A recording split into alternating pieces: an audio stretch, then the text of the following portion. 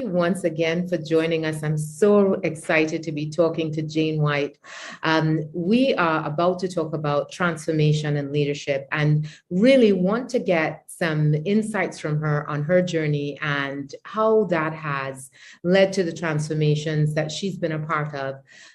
Jane, I'm really excited to talk to you. We really want to use this as an opportunity to share some of the transformational experiences, to share the experience from leaders and to inspire others on this leadership journey. So let's start by asking you to introduce yourself and tell us a little bit about you.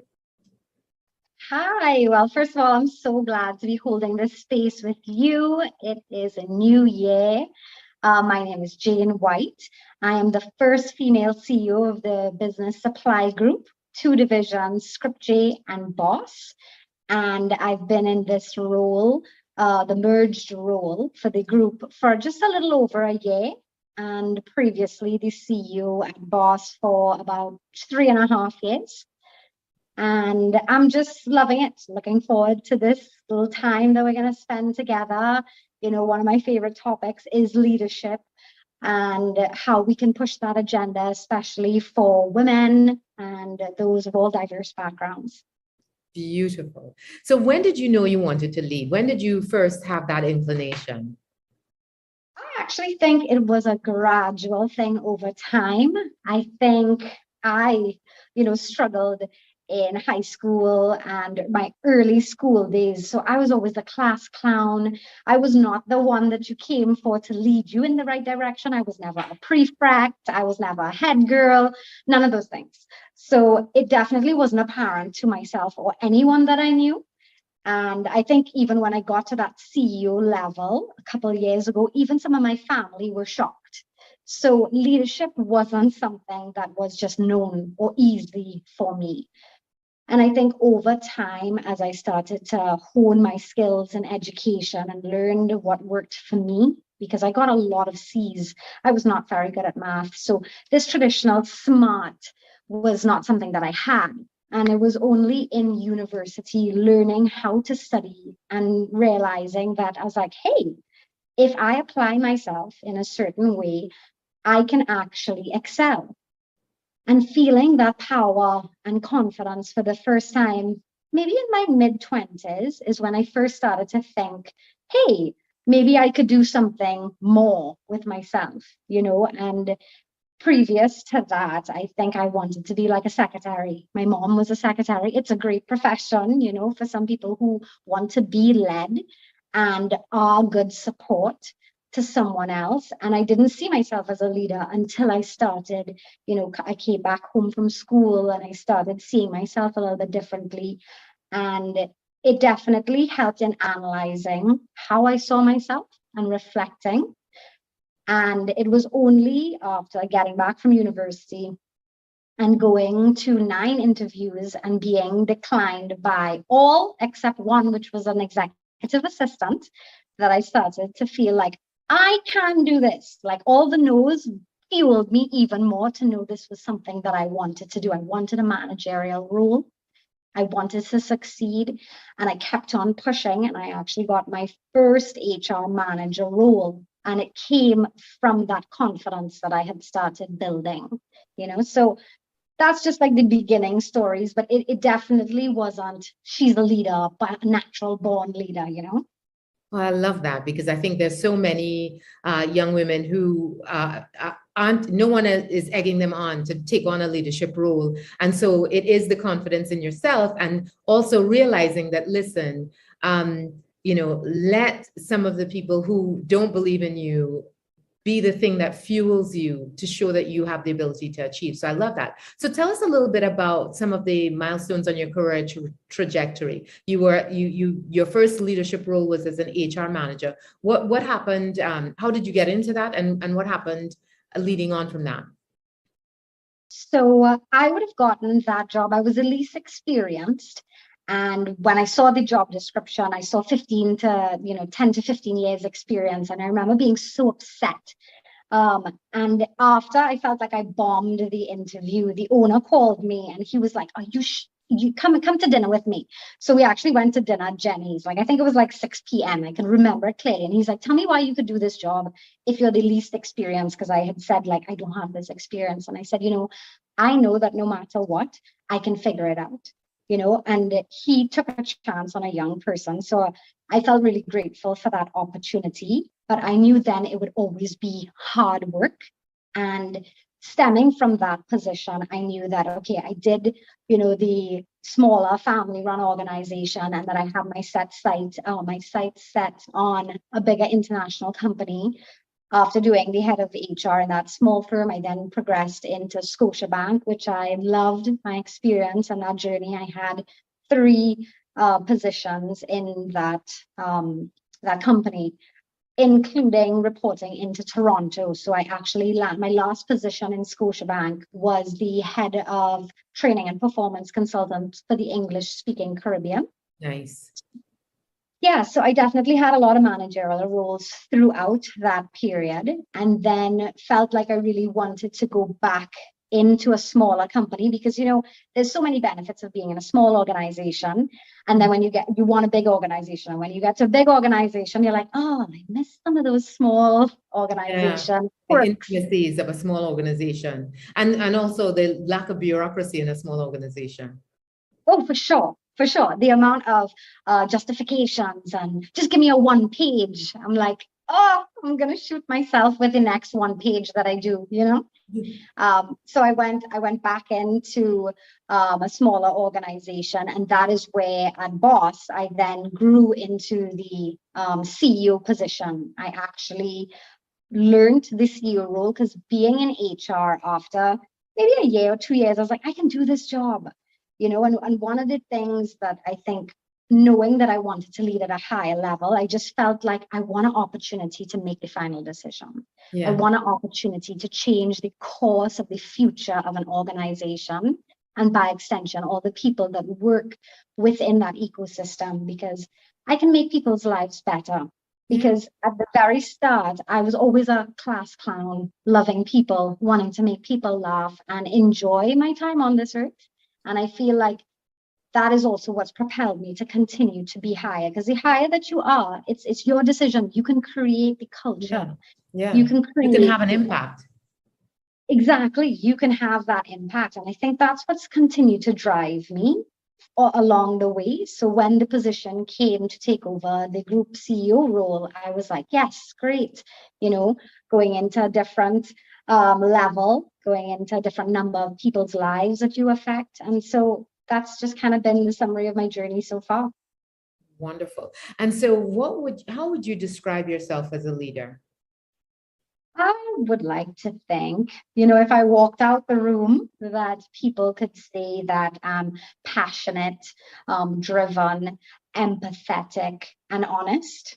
I would like to think so, because I do feel that my leadership style is empowering others to reach inside themselves and kind of challenge themselves to take ownership of their departments and their area.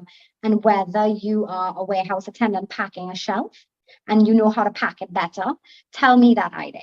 And I think I've created a space where people feel like if anyone in my organization can walk up to me and give me a solution, or tell me honestly, like, Jane, this is not working. And I would say, tell me why. Why do you think? What's better? So it's really creating a leadership where I have co-creators of the business that I run. And that's really what I'm trying to do. So I would hope people would say something like that. It's funny, you were talking about the fact that you wanted to be the one that made the final decision, and you are allowing and empowering your people to be final decision makers on their journey.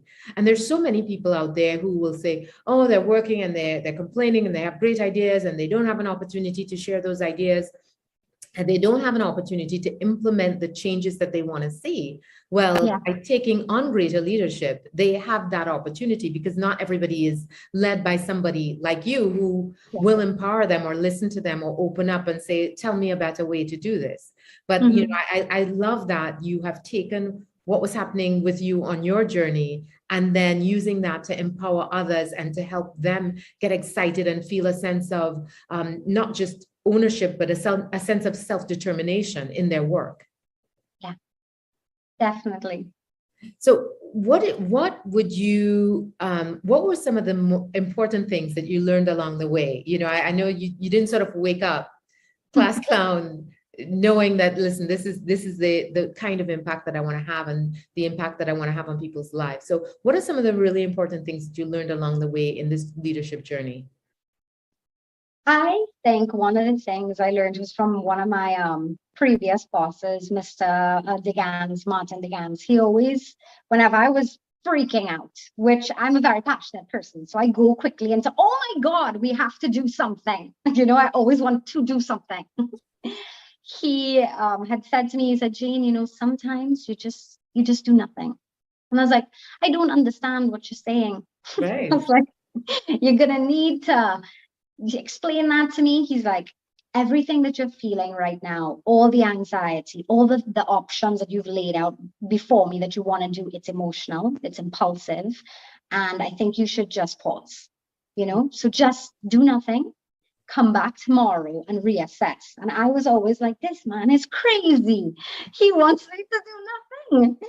And that's honestly sometimes some of the most useful advice that I have continued to give myself in those moments where you just want to leap into action down someone's throat to make an impulsive decision.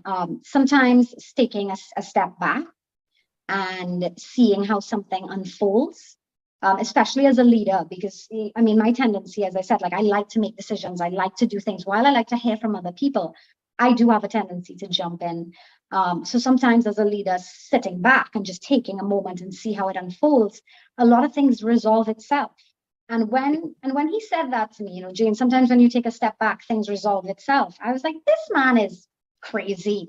Resolve itself. I'm gonna fix everything, you know. So I know. And I think I do that still sometimes. And I think that there's moments where you step back and, you know, do nothing. And then there's definitely moments to act. And I think it's as you grow, you will kind of find the intuition to lean into, to know when to act and when to just let it be for a minute. Yeah, and sometimes to just be more mindful and give yourself the space to understand how you think and feel and to sort of really assess the situation and give yourself a little distance from it. So I think that's absolutely some great advice and certainly something that has been useful to me because I'm somewhat impulsive myself. And sometimes, you know, taking a little pause works out really, really well. Yeah. Tell me about some of the mistakes that you made along the way. I think because I am an impulsive person, you know, when I wanted to deal with a performance issue with some of my own staff, my thing is, let's deal with it. Let's, you know, rip off the Band-Aid. Let's, you know, go and say the situation and let's get it over with. Let's not let it ruminate and destroy a whole department. So I was always so eager to have those conversations. There was, you know, a couple times, and one in particular is like burnt in my memory, where I was underprepared. As a leader, I was coming in to give a performance conversation where I was trying to pull someone up. And because I did not have all my ducks in a row, all my facts of the situation, she came in and just like if we were playing some sort of match, she won, like 100% won. She actually lied, but she defended herself so well and covered it so well, and challenged me to provide proof that I did not have. There was nowhere for me to go but to say, okay, well, yes, you're right. I don't have the number of times when that happened. So what we'll do is we'll just take a pause. And if I have any other questions, I'll come back to you, you know. And I remember starting off that meeting being like, I'm a boss girl. I'm going to deal with this conversation. And when she left my office, I was like, oh my God, I was so underprepared. What was I thinking? And I told myself, I was like, I'm never letting this happen. I am way too smart to have had that happen to me. And I knew the truth, but I did not have the facts. Yeah. You know, and being in an organization, not everybody is going to tell you the truth, especially when there's a performance concern. And sometimes people lie to themselves and lie to others, and they're trying to save their own selves, right? So being prepared and organized, not just for performance management conversations, obviously for anything, but it just taught me a hard lesson. And that some people are way more interested in a meeting than you think they are. Ah, yes. And you know, it's I've several times I've said in my, you know, one of the challenges, the biggest challenge I think in leadership is leading people and not actually the work. But you know, people worked just half as hard at doing the work as they do sometimes avoiding the work. You know, performance would be amazing, but alas, you know, if sometimes people are just in the wrong fit, and that challenge. However, you know, that's really interesting to the preparation. But one of the challenges for women sometimes is that we over prepare, and so whereas men may sort of run into a situation half prepared and feel like that's enough, women tend to over prepare, and that can hold us back at times because we wait until everything's perfect, and we know we don't always have that luxury. But I absolutely feel that preparation is tremendously important. I remember one of my big mistakes and failures is that I had to give a presentation, a hugely high stakes presentation, but it was a presentation that I'd given several times before, but not to these people. And I had all of the information about the people, but I hadn't researched it well enough to understand how to tweak this presentation specific to those people. And it was right after the pandemic. And I absolutely bombed, and I wasn't used to bombing. And I remember having that same conversation with myself, like, I don't ever want to feel like this again, not ever. So the next opportunity that I get, best believe I am going to do my research, do the work, and make sure that when I turn up, I understand exactly who I'm speaking to, and I've tailored that conversation to those people so that I don't ever leave having bombed. Unnecessary. I mean, I'm going to bomb again. That's a thing. But it's not going to be because I failed to do my part. Yeah. So, you know, I believe that we have the ability. So there's research, and you know, I talk about this a lot, that there's research that suggests not only do we that this is a foregone conclusion that the best results come when we have a diversity in leadership, which means that we need to have far more women in boardrooms and at the C-suite level. That's just a given. But we're also seeing research emerge that we also need more women in leadership at a governmental level to be able to get the best climate outcomes. And climate change is one of those things that is transformational. Taking climate action and transforming the way that we do things is the challenge of our lifetime. And so I chose, when I went about selecting the people to speak to in this podcast, I purposely picked leaders that I felt were transformational, not just because of who they were, but because of the things that they were able to do and their ability to think differently. So I want to talk to you about an opportunity or a time in which you were a transformational leader, and talk us through that journey. Sure. I would definitely say it would be when I first became the CEO at Boss. I had taken over the role, and at that time, the company had been losing money monthly. It was unprofitable as a result of many different factors that would have happened in the industry and also the organization. At that time, you know, 2015 into 2016 was a couple of hard years. And when I took over in 2017, I was like, okay, what are some of the problems that exist? And I really just started to listen, because one of the things, as I said, like I try to empower people and let them feel like they are co-creators of the business. So I wanted to hear from them. Some of these people had been in the organization for 20 years and 15 years, and they had seen CEOs come and go, and they'd seen some consistent problems. And going through all through the organization, one of the things was very common is that the internal customer service was lacking. Mm-hmm. So each department made it slightly more difficult to serve the customer. So, Wow. the accounts relationship with sales, sometimes accounts would go on hold and accounts wouldn't communicate it.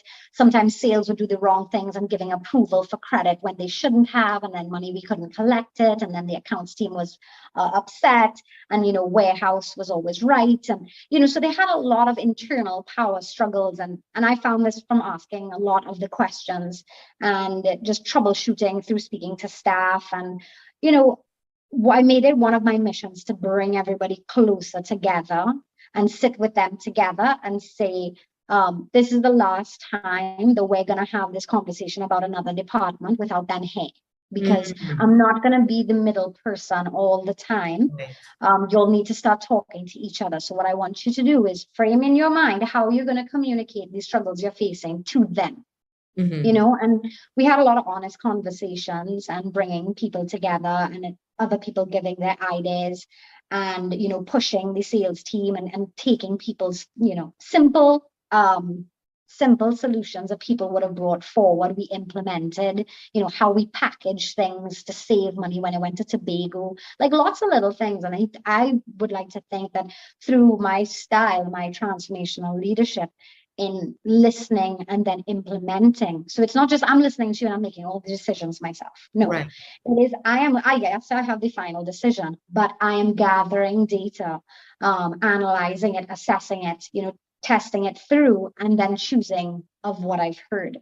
And I feel like taking some of the solutions from the team and implementing it quickly got us to a stage where people felt like, oh, okay, well, she listened to that, so let me tell her one more thing. And a few things were Oh, said, and we made some changes. And I would like to feel that people felt heard. I walked the floors. I spent months in different departments. I spent months in the warehouse department, combing every inch. I touched every inch of the warehouse in my boots, and I would think within a year we became profitable, and in 2018, that first month that we made, our profit, and we started seeing things getting better, it felt good. And the first thing that I actually asked myself is, how did this happen? And then I was like, wait, it's happened because of everything that I've done, that they've worked on together. Because a transformation is just that, it doesn't happen overnight. mhm. So you're toiling away, having the hard conversations, pulling people together, debating, getting better, making mistakes, and it takes time until one opportunity that you look around and you say, okay, we're doing it. So to see the organization be in an unprofitable state to being one that is profitable, felt good.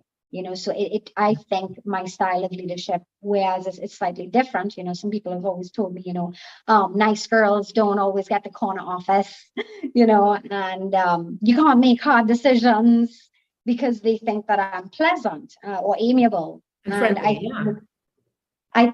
just because I can smile and I wear lipsticks, sometimes, and I care about how I look and I can be pleasant, doesn't mean I can't make hard decisions. And it doesn't mean I can't discipline someone. And it doesn't mean I can't be transformational. So I think, people have a wrong idea sometimes about what transformation looks like, Yeah. because they think sometimes it's this hard, edgy, no nonsense, and it isn't. It's many things, which comes back to your point of diversity, because everybody is different. People make different decisions, and how decisions are made are different, and how to get to different decisions and different executions are going to be different for different people. So it is so important to have diversity, because we are not moving everybody of the same kind in one direction. Definitely not. And it's so remarkable. I mean, what you're talking about in being open, question leadership, making sure that you're asking the right questions and you're teasing out the information, being really hands-on. I think that's really important. Understanding the business from the ground up is such an asset, so important in leading an organization, because you need to understand not only how the business runs, but hear all of the voices throughout the organization and what they think think. And I mean, it's so insightful of you coming into this new organization and understanding, listen, I am here to lead, but I'm also here to listen. And in listening, we'll understand how to bring all of these pieces together to turn the business around, to transform this organization. I absolutely think so important, such important lessons for all of us. I really like that. What do you think were some of the skills that you needed, or the skills that you needed to acquire? So for example, if you are helping somebody else along the way and you're saying, here are some of the things that I would encourage you to invest in, to learn, that will help you in this journey toward leadership. Emotional intelligence, for certain. I mean, the term is thrown around a lot, and there are 4 main categories to emotional intelligence, and a lot of people harp on the self-awareness piece. Oh, I'm so self-aware. I know myself. I know what drives me.